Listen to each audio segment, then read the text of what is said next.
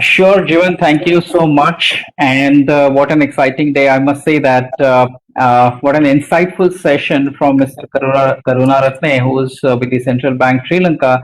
I think he shared some of the key insights that laid the foundation for our discussion.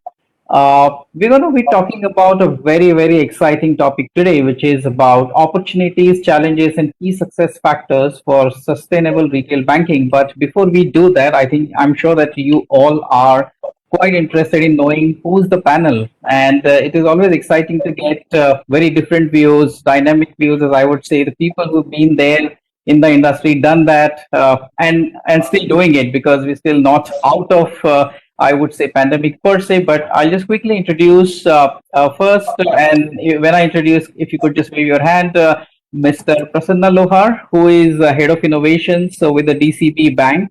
Very, very known figure. Prasanna, I've known you for quite some time virtually, and I do follow all your posts as far as tech is concerned. I think you're one of the top influencers as well as blockchain is concerned, and I love your post. Yeah, nice to hear that, Devendra. Looking forward for a exciting discussion along with all of our friends. Sure.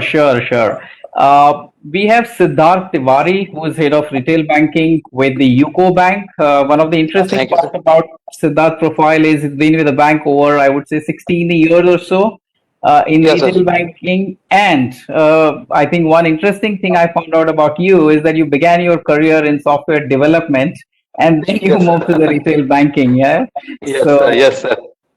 yeah, so I think it would be interesting to have a conversation with you, Siddharth. We Thank have you, sir. Yes, thank you. We have Damita Silva, who is AVP with the AVP Digital Financial Services, National Development Bank. And being in digital, I think I'm sure it would be very, very insightful to have discussions with you, Damita, on the digital and the financial services space, which is seeing, I would say, the massive disruptions in the recent past, and is going to see, and we keep seeing it. And the last but not the least speaker, I think very, very highly experienced, seasoned professional in the banking, Mr. Prashant Naik, who is general manager with in retail banking with Bank of India. So with that, I will quickly dive into the topic without much ado. Uh, a quick introduction in terms of the topic is we all know that the COVID-19 pandemic has caught all of us, all organization companies off guard, including banking and financial services organizations. We know that the frontline employees are courageously fighting this pandemic and providing essential services throughout the period that we've seen so far. Now, interestingly, what could have taken 10 years has just taken a couple of months for all of us to realize the importance of technology, digital in this space, and what wonderful things that it can do in the lives of our customers, employees, as well as the organizations. The disruption has underscored the crucial role of digital as front office, mid office, and back office are relying on technology to serve customers and perform the day to day operations. And believe me, it's highly challenging. It wasn't easy. Uh, as we can see going forward, it will be very, very critical for banks and financial services organizations to have a well established digital infrastructure in place across all channels to deliver enhanced speed, convenience across all customer segments, as well as across urban and rural market. We're going to be talking about that as well. And use of digital technologies has become priority for FS sector for sustaining business, optimizing the cost, and improving the customer experience. Now, this is basically to cover in terms of what is coming ahead in the discussions, and I'm sure that you are eagerly awaiting for the discussion that to happen. Now, my first question goes to Mr. Prashant Naik, and sir, you come from a bank, a very very well established network within urban, within rural segment, large customer base, whether it is retail asset side or a retail liability side. Uh, in this during this pandemic, and as we see this continue to happen, the customers are looking for remote and contactless services in digital banking, right? They don't want to really share the surface. They don't want to come to the branch. Now, with this, the financial services firms, have been struggling to onboard customers, service them due to the lack of, I would say, the tech infrastructure, etc. Because we were just 1 point into it, right? So, what has been your key challenges, issues that you face, and what interventions did you take to sort of make sure that you provide the uninterrupted, I would say, customer service, uninterrupted business for onboarding customers, etc. So over to you, Prashant. Thanks for the thing. I would like to just share that I have got an experience of being a zonal manager of Chhattisgarh, Pune, as well as Goa. So I know exactly the grassroots level it affects the banking and how the tectonic shift is happening right now in banking sector. The pandemic brought about a speed, you can say a 10x speed by which the whole shift from the brick and mortar thing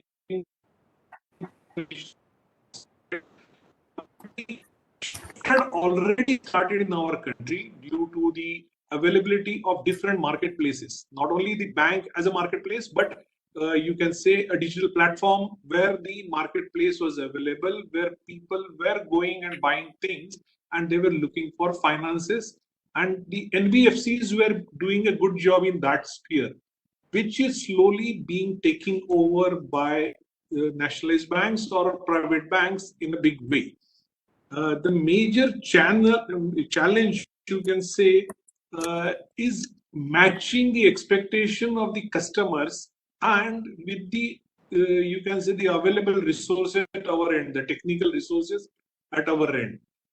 The government of India made the ease, the enhanced access and service experience. They have launched that, and that has also, you can say, accelerated the growth of digitization in banking.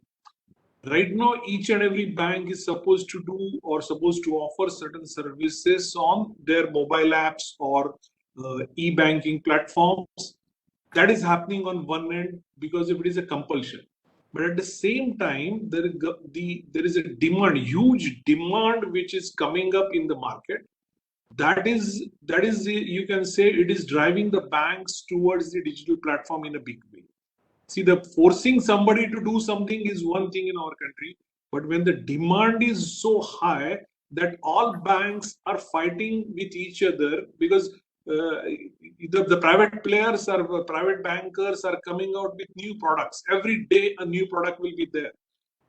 The big automobile players like Maruti or Hyundai, they are coming up with their own platforms.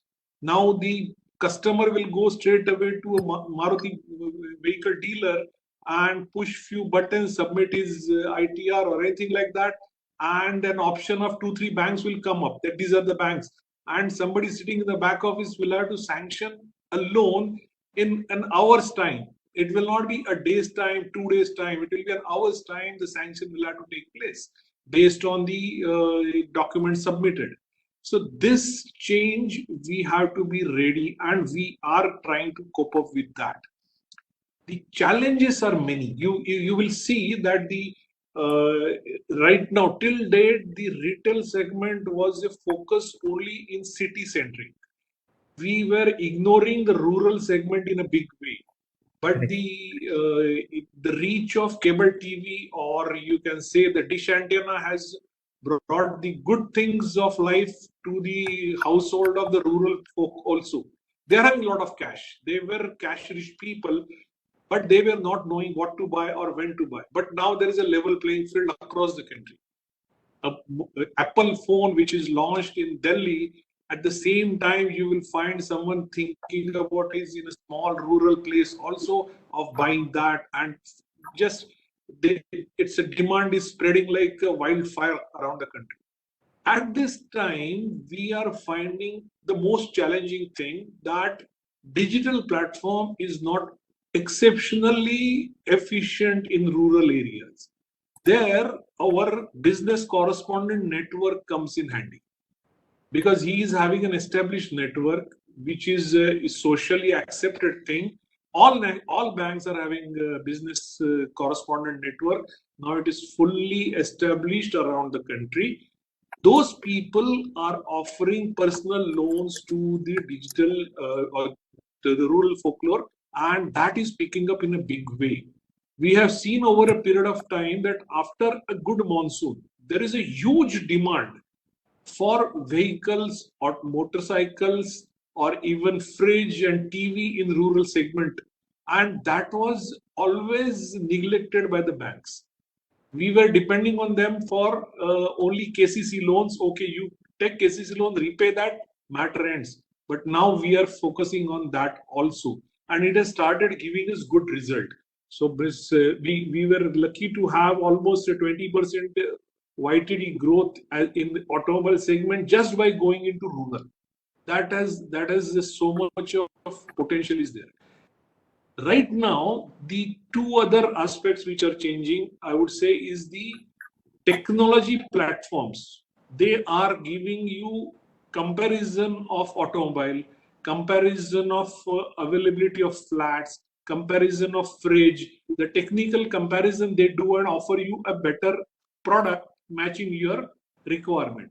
These platforms are very good sourcing points for banks. We are trying to tie up with these companies so that leads flow to us and that can be assessed at our end. I think most of the other banks must also be doing, but these companies, because they are not fintech, they are technology companies. We call them fintech, but actually they're technology platforms who are offering the solution to a customer that, well, if you buy a flat in this area, it will be at this price. If you buy a flat in this area, it will be this price. These are the benefits. This is blah, blah, blah. And they then come up with the next line when the customer finalizes the flat or a TV make or a fridge, that, okay, if you want, you can buy this with help from this financial institution. That is the change, biggest change in our country. This customer is not walking into any bank. Customer doesn't want to wait for 3 days, 7 days for sanction. He wants sanction immediately. He wants to know what is happening and what is not happening. Second aspect, I will say that the digital platform, Amazon is fantastic. Somebody buys a phone, a mobile phone in Guwahati or Thiruvananthapuram. The supplier is sitting in Calcutta or Trichy, you can say, or in somewhere else, at one place. In our country, only 6 states are having e-stamping. Now the processing house of the bank will be in Bhopal or in Ahmedabad. You think of it, 6 months down the line, if the account holder or the purchaser is not able to service his account, it becomes NPA. Recovery is an issue. So we are looking at it as a challenge right now, that how the courts will take a decision, where the stamp duty will be paid, where it will be enforceable, how the digital documentation will be done. That is one aspect. Second market area which I have experienced opening up is the penetration of mutual fund industry in the country. Now you will say that what is to do with retail? See, all the youngsters, all the even the smaller traders, everyone is putting money in the mutual funds. They are having this asset class which has not been monetized in a big way. Those who are able to monetize this asset class can offer them personal loan very easily. And that is being a secured advance, the rate of interest will be low. And it will be a great advantage to the financial institutions to tap this market, which is hitherto untapped. SEBI has done a fantastic job. It has been highly regulated market. The BSE, NSE, they are doing providing a fantastic platform on which pledge can be created. It is a matter of minutes. So these are the things which has to be linked together, and we have to move further. Correct. That is what is my take on this thing. Very, very well said and quite insightful, Prashant. I think you made a very, very valid point in terms of a huge transformation that is happening, or rather already has happened, and some of the institutions are leading it in terms of the digital lending platforms, or I would rather say that a very innovative digital lending. If we could really relate it, the growth from a lending perspective was about 25-30% year on year with the banks before a pandemic, and we are now already touching 70% of those original volumes which were earlier happening. Consumption-based loans have gone up, and obviously, the other kinds of loans, especially consumer durable, etc., they will see a huge growth as we go forward. So my question to Siddharth is, what is the trends that you've seen in the retail lending, and essentially how are you addressing this challenge, which is typically, as Prashant has highlighted, saying the customer is not coming to the bank for a loan, right? He's essentially going to somebody's point of presence, let's say for a consumer durable or for something else, and that particular entity is routing the transaction. All he's expecting you to maybe provide an API and do the credit underwriting at the back end and as smooth as possible. So what trends do you see? How's your bank is dealing with it, and maybe you can throw some light on that. Good afternoon, Devin. So thank you for inviting me. Actually, I've just joined this retail banking just as a head of a retail loan hub. We have got a approach of retail loan hub at UCO Bank, and I've joined as a head at Lucknow last 2 years back. Before it, I was heading a branch. So I have done some grassroots level banking also. Before pandemic, it was a very simple thing that we also had to move in the market, and customer used to visit us, and then we were able to just tap them and this thing. But after this COVID-19 pandemic, the scenario has changed quite drastically. For 2 or 3 months, we were just sitting idly because there was complete lockdown and everything. And after that, it was lifted. There was a demand. There was a demand for especially vehicles, because people were not moving were avoiding to move by this any public transport due to the fear. So, but now the public is also fearful, is not coming to a branch that frequently as it was before. And as pointed by Prashant sir, it's quite evident that yes, the market for retail has also this picked up in rural sector more, which is also trend here also. So we are now moving out on digital platform in very big way. We have now launched a new platform in the UCO Bank. It's called Lend Perfect, LPS, Lend Perfect. The main USP of unique selling provision of this Lend Perfect is that the customer can upload his needs, or like if he wants a home loan or he wants a car loan, then he can load his papers like income tax returns and his KYC norms like PAN and Aadhaar, and from his home only. And if he's our customer and he loads his 3 requirements like 3 years ITR and his then that software calculates his eligibility and informs him within same day that whether he is prima facie eligible, in principle eligible for that loan. So in this way, I see that now fintech platform is this type of fintech companies which have come on board with us, like this Lend Perfect, are doing a wonderful job of like easing our pressure. Previously, we had to tell everything to the bank, that customer. Bank had to go to customer and inform him or her that what they have to give, and that was a long process, and it was also Right. somewhat cumbersome.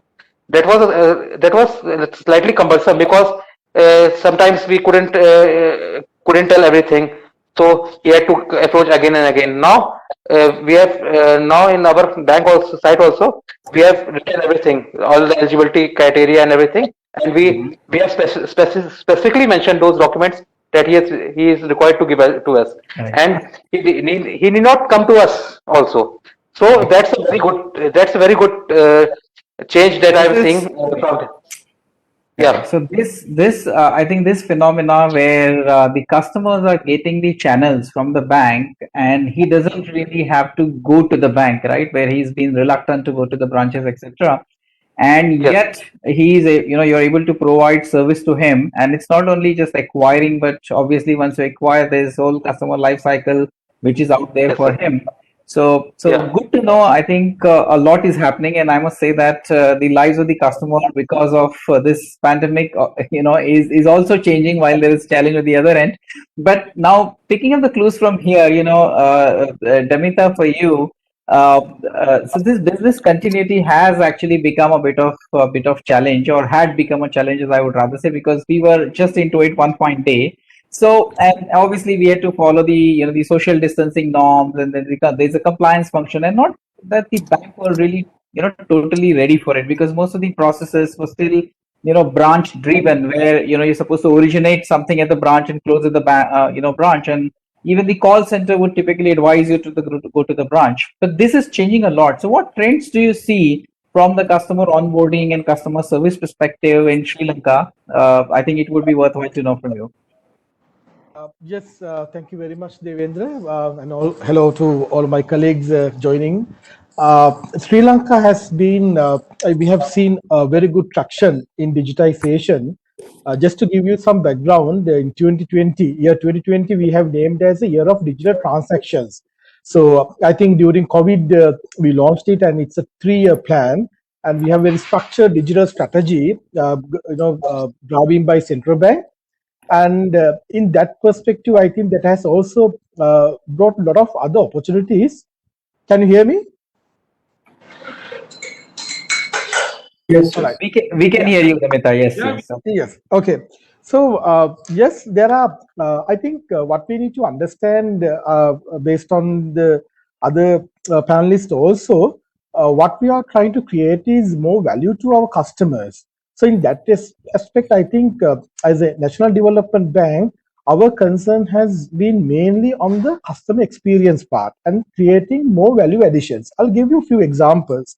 Now, we were talking about this customer onboarding. Yes, traditionally, even to onboard to a mobile app for the online banking, it has been a challenge because our customers used to visit the branch, and then they need to, sometimes there's a form filling, and then it will come to head office.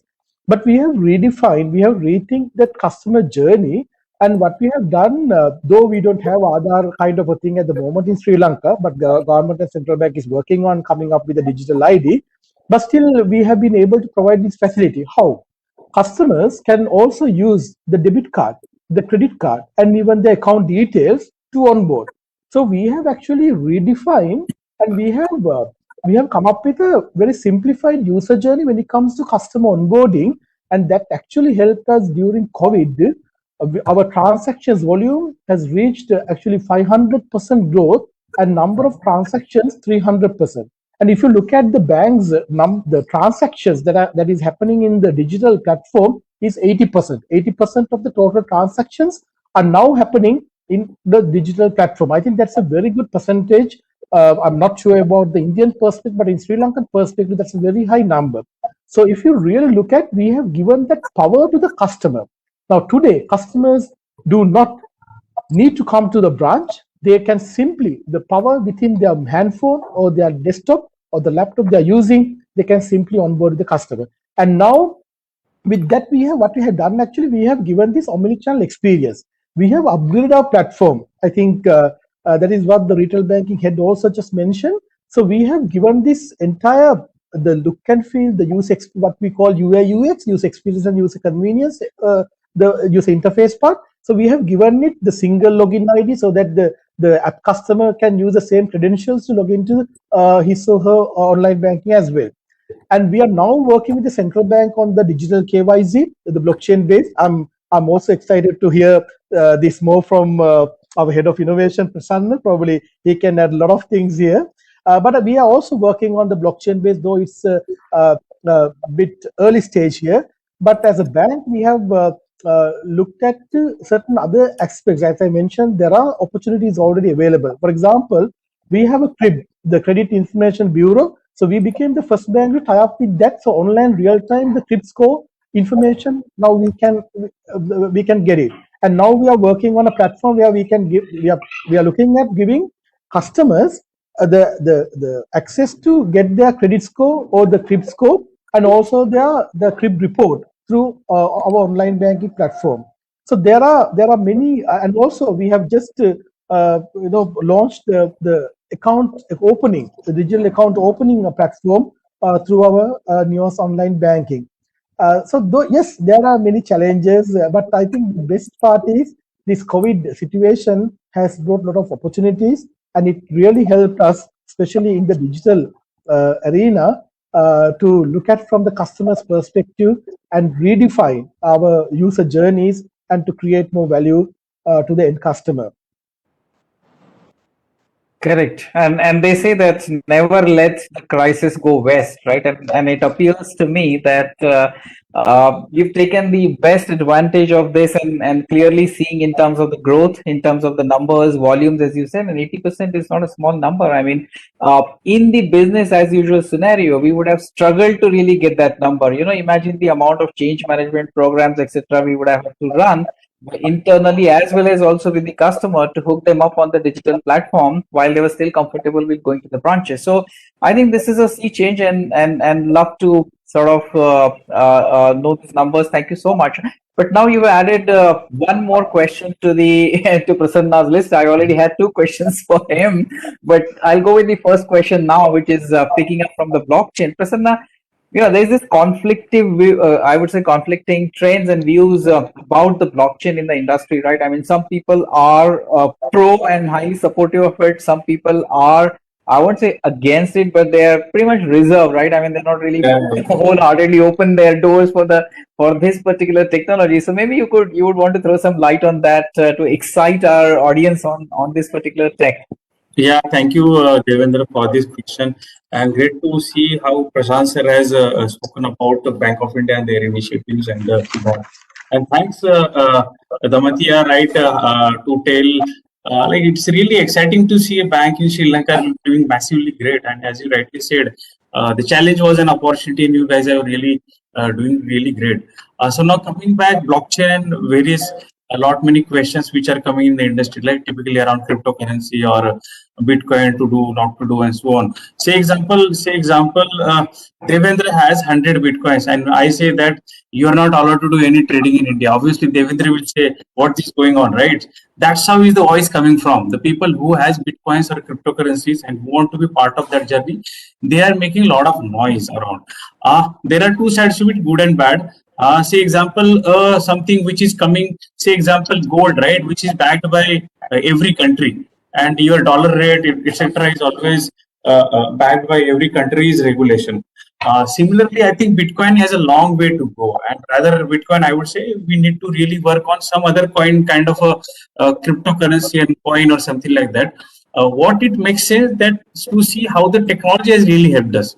How the Bitcoin technology, rather a blockchain technology, which is giving Bitcoin kind of a use case. I would say Bitcoin is one of those thousands of use case. So we can bring blockchain technology for some other use case, which is useful for a customer or a citizen of any of the countries. I don't know how Bitcoin, or I know that is not going to help, right? For a country like a citizen who is in some village in Nasik or in West Bengal, it's not at all going to be helpful unless they know how to utilize it. We know how to utilize digital cash these days, or our normal day-to-day currency. What we can really look at, the technology, blockchain technology, has a lot of advantages, right? What Namathias was talking about, centralized bank digital currency, say example, which has also some back forth advantage and disadvantages.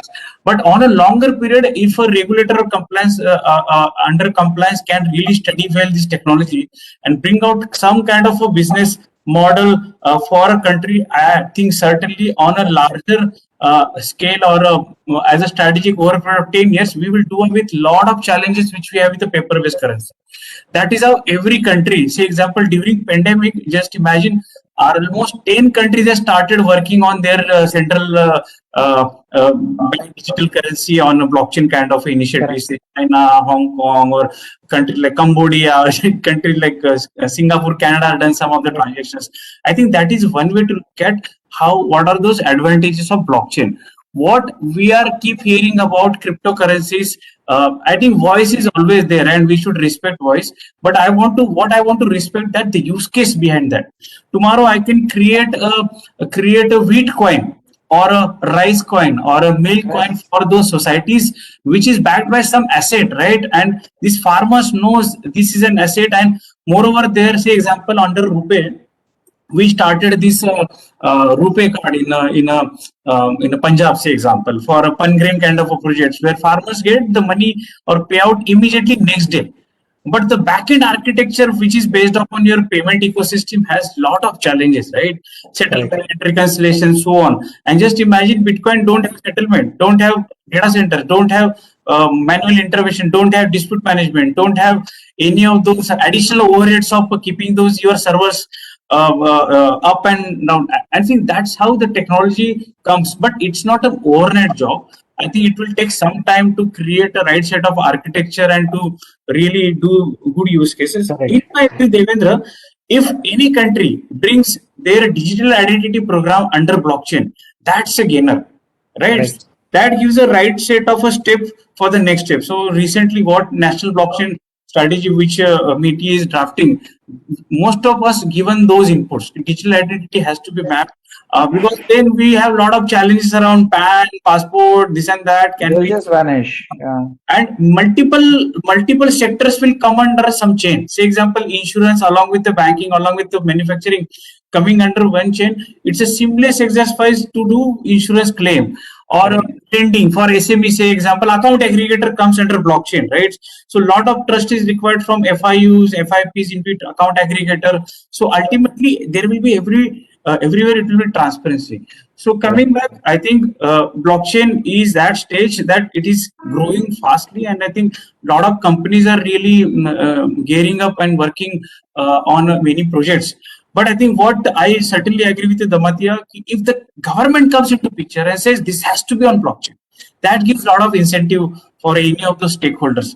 We tried doing bank chain back, or we tried doing many other, but when it comes from regulator comes with proper governance, proper incentivization, then I think that I'm not saying regulate technology, but the structure which is going to really help for long-term benefits to the end users, we'll have to really see. Correct. But I think let's hear from others. Yeah, Sure. I'm sure with the regulatory guidance, it could take it to this particular technology can do a wonderful I would say job and most importantly, as you said, it can create the constellation, and I would say bridge the gaps between the industries, like say for example insurance and banking, and then co-joint products can be created. And that's the answer for today's session, right? Today we are talking about retail banking. So tomorrow it will not be retail banking, it will be retail ecosystem. Say example, a customer, Prasanna, is carrying an app, and he would not like to have only a fund transfer or payments or bill payment app. He will look at some super apps like YONO, or some of the banks has already launched, or some of the banks outside of India launched. I think that's the future of mobile banking, where customer will look at whether I am able to buy something from nearest retail shop, or are there any offers in nearest retail shop. How can I do the payment? And there are other non-banking services like how do I keep fit, or how do I have a better insurance? So I think all of these will be under one chain. That's how life of customer will change. I think pandemic has given us that trigger, right? To be more on digital, and people and next generation people, our millennials, will be so agile or hyper personalized. They will look at, I want everything there and there itself. I really don't want so go ahead.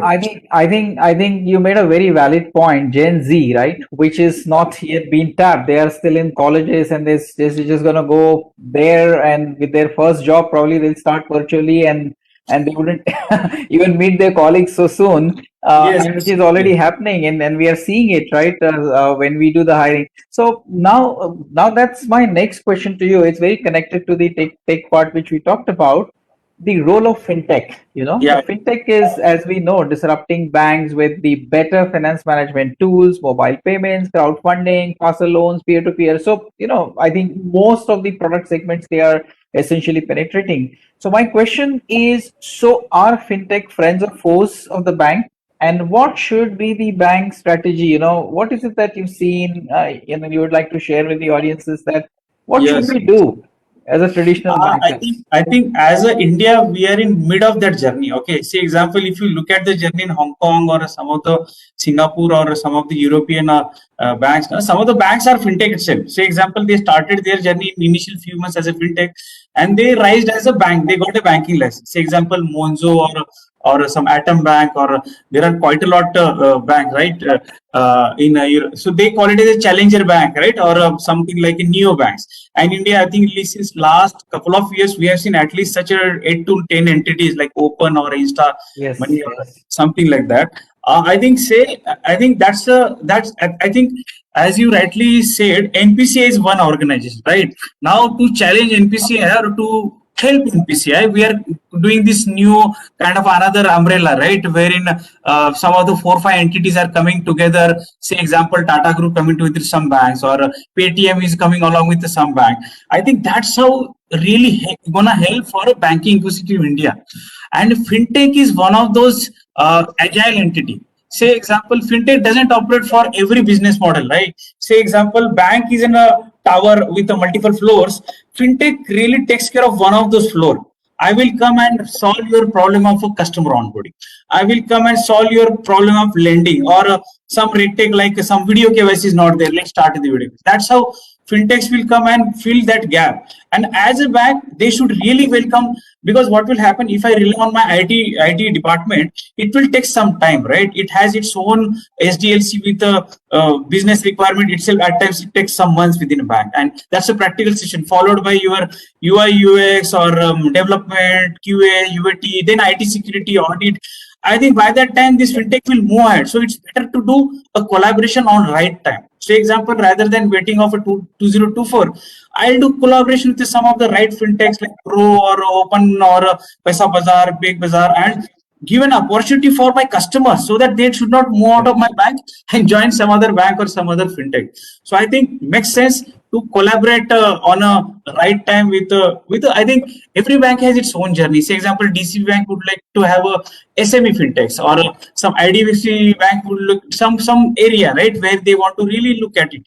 So Devendra, I think collaboration is a game changer here onwards. And if a bank say no, I will have everything under my umbrella, I think that could be the I think the biggest bank in India, and they can really drive it. But I think fintechs reaches out to the customer easily. So I think Correct. some days back I have written an article, rather, the trust which is being which is given by banks, that will be more strengthened by those fintechs, because ultimately banks will be at a core. Banks will be regulated entities by RBI. Anything happens as a security, data tape, privacy is always a responsibility of a bank. But Correct.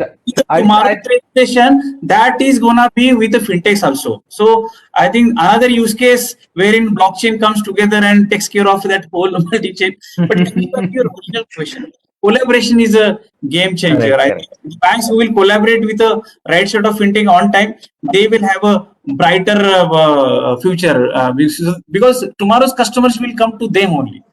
Correct. So I think you're making a very valid point here. So first is about the customer is being grabbed by the fintech, which is because they're the first point of connect, and there is no brainer that why customers are essentially using them, right? I mean, they don't go and provide trainings to their customer. We just start using it, right? And then we know umpteen number of fintech apps and startups who's done that very successfully.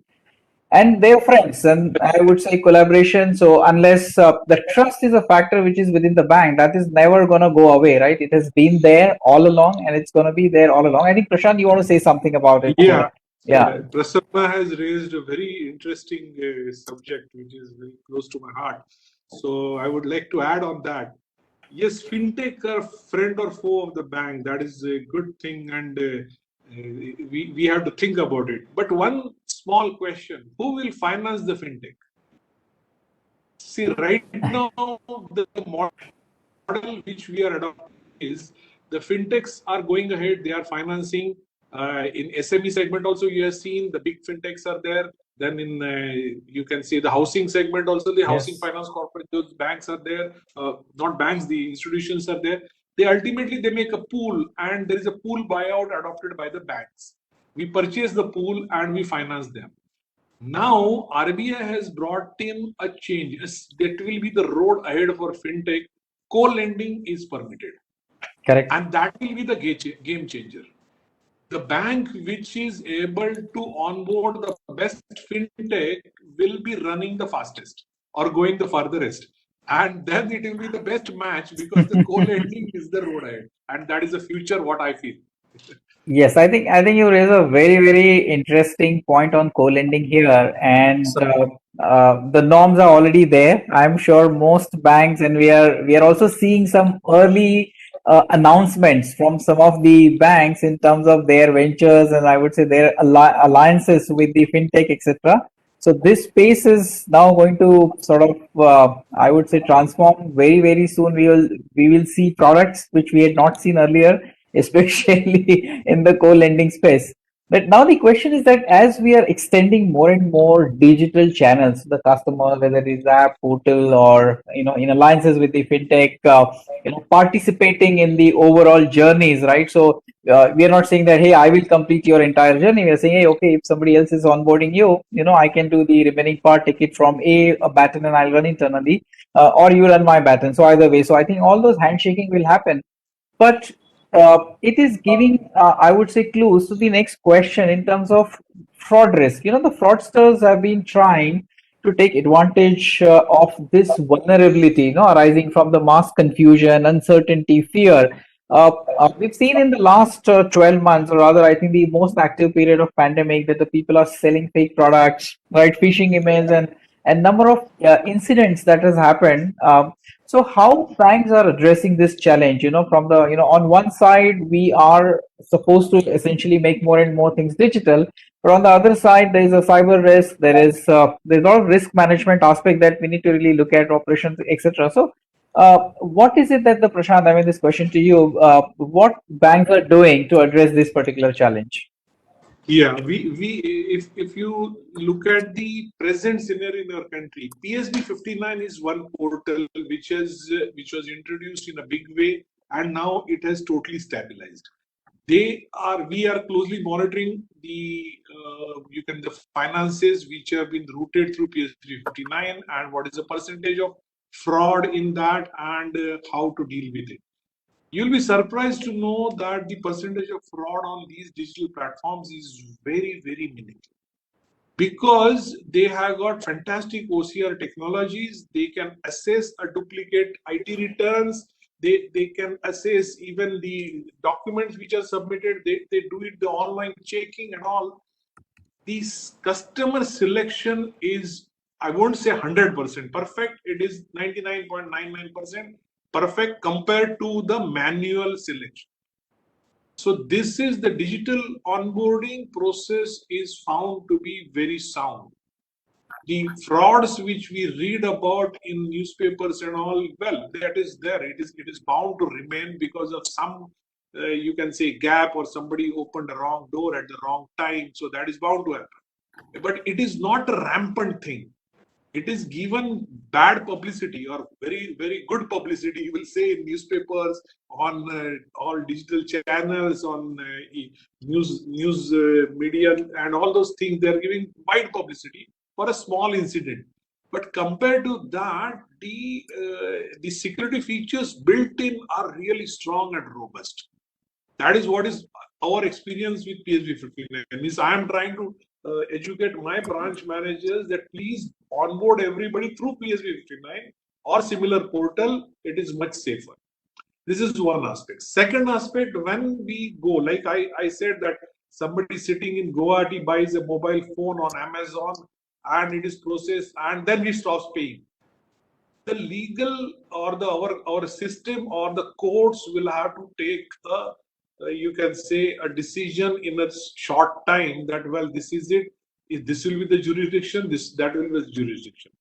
And the sooner it is sorted out, the frauds will be taken care of. Otherwise, the fintech companies, as well as the bank, have got very good control mechanism in place to analyze a spurt in finance. It is nowadays the red flags are getting raised so easily. You will be surprised to know that even in nationalized banks, it is a very, you can say, fast mechanism has been put into place. So Prasanna may also add Yeah. to that about security aspects in fintechs. Yeah. So I think I second your Prashant sir.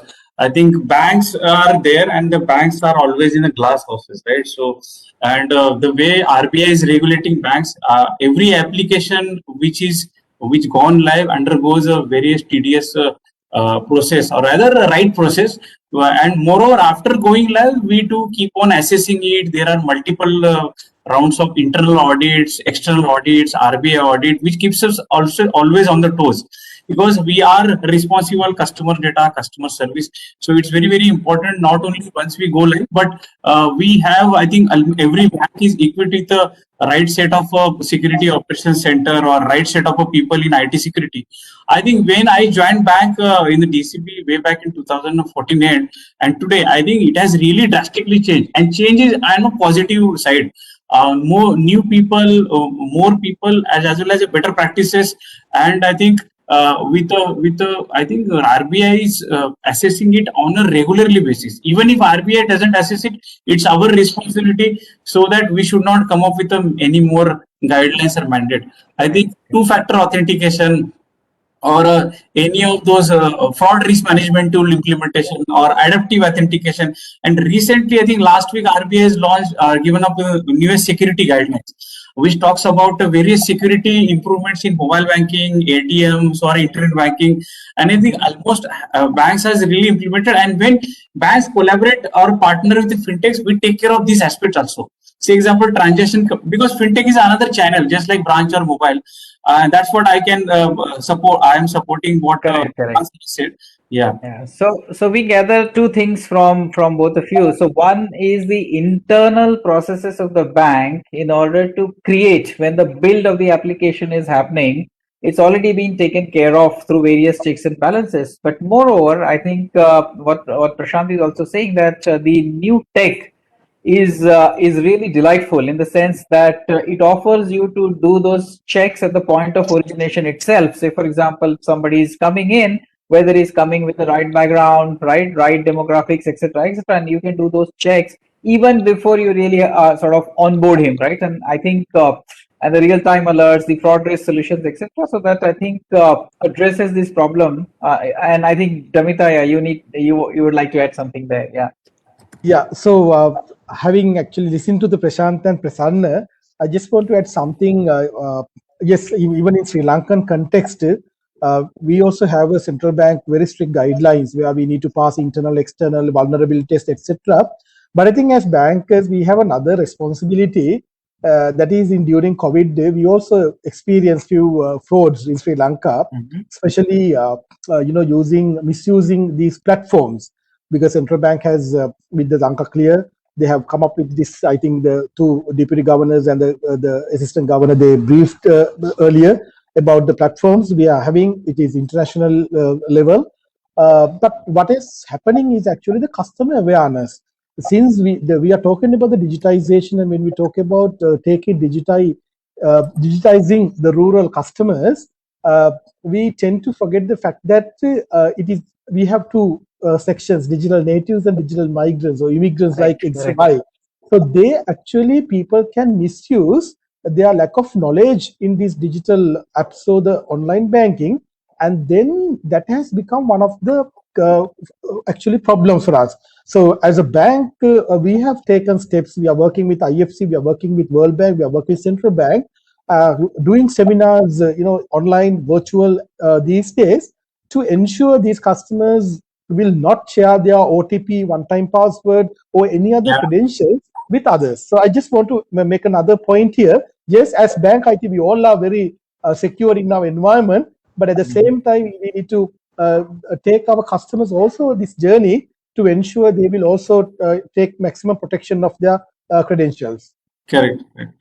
Correct. Very rightly said. And I think you brought up a very interesting dimension to it with the digital native and digital migrants. I think we'll create a reference for it as we go along. Now I'm towards, I think it could be the last pertinent question, but We hear a lot about open banking, neo banking, digital banking, and they've been sometimes referred together, sometimes referred separately. But we see this is beginning to play some role in the financial services ecosystem. It already began, rather. So, what role these initiatives play in this FS market and banks, and will there be any active play for the traditional banks going forward? And what could be the strategies? So, if you could just Prasanna talk, differentiate between these three things, and bring this topic to the light, saying what is it and what could be done about it. Yeah, I think Devendra, a very good question. I think in India we do not have a regulation around open banking. We have some fintech entities who has come up and started in their interest asking the APIs to the banks, and the banks has also shared those APIs provided some business model is helpful for them. Say example, Open Bank, which is into SME, is working with 8 banks. We are working with some of the fintechs, and there are and what these are. Say example, we had done one experiment with one company wherein we have provided our APIs, all the APIs, account opening, rather balance, statements, and etc. And at the same time, they have taken the APIs from other banks also. So any SME wants to do in banking with the bank A, he can choose on that platform itself whether I want to do banking with a bank A or bank B. That's how your tomorrow's marketplace bank will arise. That's the opportunity for a customer, right? Why customer also always buy a one TV, right? He should have an opportunity to buy multiple Netflix as well as Amazon Prime based upon his interest, right? On the same phone. Similarly, I think that's how tomorrow's banking will be there. I want a loan. I want a better. I think better loan is there today at Kotak. Immediately shift those funds to the Kotak, right? Without much of hassle. That's how is the customer demand future. So bringing that aspiration, I think we need the right set of a regulation now. What we had seen past P2P, right? A lot of P2P lending companies were operating, and all of a sudden we have a very good regulation, and they are converted into NBFCs. And then we have seen filtering of those P2Ps. Only some profit-making P2Ps are now operating as NBFCs. Similarly, open banking is a good thing, and but I think like other countries, regulation is there. I think we need to bring a very good regulation which will be helping for this business model also, so that these open bank or a challenger fintechs coexisting with the along with the bank, and because it's ultimately customer will look at that bank from which the API is being used. So I think on those lines. I think this account aggregator, right? So which is another ecosystem which is coming up. Say example, UPI was only around payment instrument, right? Account aggregator will have a payment, this SME lending as well as all those wealth relevant 9-10 instruments like mutual fund and insurance and so on. So bringing that, I think it's very, very important how we embark account aggregator journey, where we will, the way I think European Union had the standardization around PSD2. Similarly, we'll have a standardization of APIs and even standardization of data sharing with account aggregator. I think that's a kind of a dream, because we need a lot of support from many other regulators, not only RBI, but also SEBI or IRDA and so on. I think that will give a right journey for those fintechs who want to become open bank or a challenger something, because then they don't have to run around with a bank A, bank B. What is your API? What is your API? Every bank has set of different APIs and rework for it, right? I think that's how should be our yeah. Correct. You talked about two key themes. One is the standardization, and the second is the interoperability. Because if that interoperability isn't there, then every entity need to establish its standards with others, right? Yes. And then that interlock, that handshaking could take enormous amount of time, because every entity needs to then coordinate, create some kind of a task force to doing that, define, as you know, from digital point of view to the D level, data level, and that just basically can consume time. So I think very, very valid point. Is there any other perspective that we have from either Prashant, Tamita, Siddharth on neo banking, open banking? I would like to add one small thing. You can see the China walls between the insurance and banking is getting demolished. It is slowly getting merged, and now almost all banks will be offering their insurance product also on the same mobile app where it is. So going further, even the health insurance will be available, At the same time, even the SME segment, they will get their general insurance also will be available on the same banking app. So this will be, you can say, the lines will be very, very thin. The IRDA may be saying that you have to be at arm's length and all, but this is going to be the future of banking and insurance.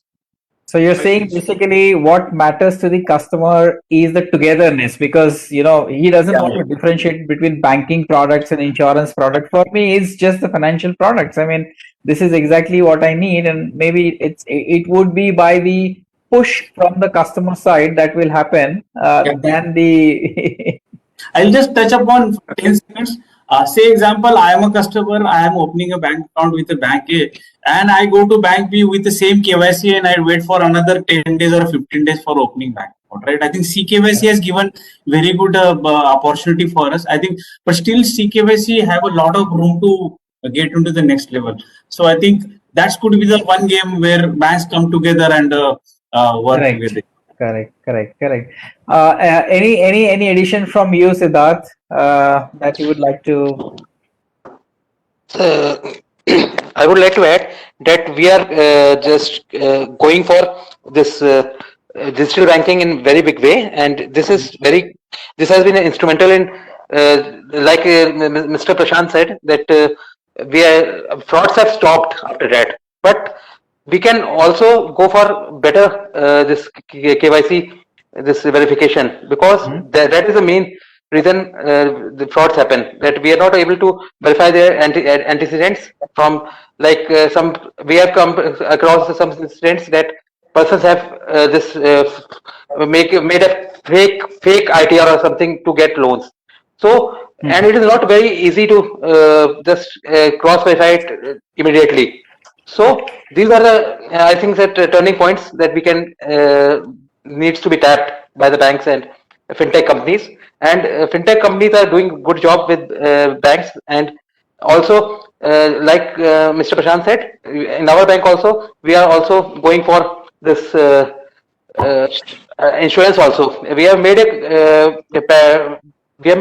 pact with like Kotak Insurance and these type of companies for life insurance, so that customer doesn't feel burdened that whatever, if anything happens to him, then the insurance company will take care of his loan, and something like we have to insure our property and these things also, or a car. So that those companies are also coming with us. So it's really I also now more than 15 years, and I've seen a lot of changes, and these changes have been for good. So I see a very bright future for this retail and digital banking. Wow. And, I yes. think what a note to end this conversation. If I have to say, the very, very bright future. It wasn't very easy when we began last year, when one fine day we were pushed into a scenario where we needed to support branches, employees, customer, and there was a bit of chaos there, right?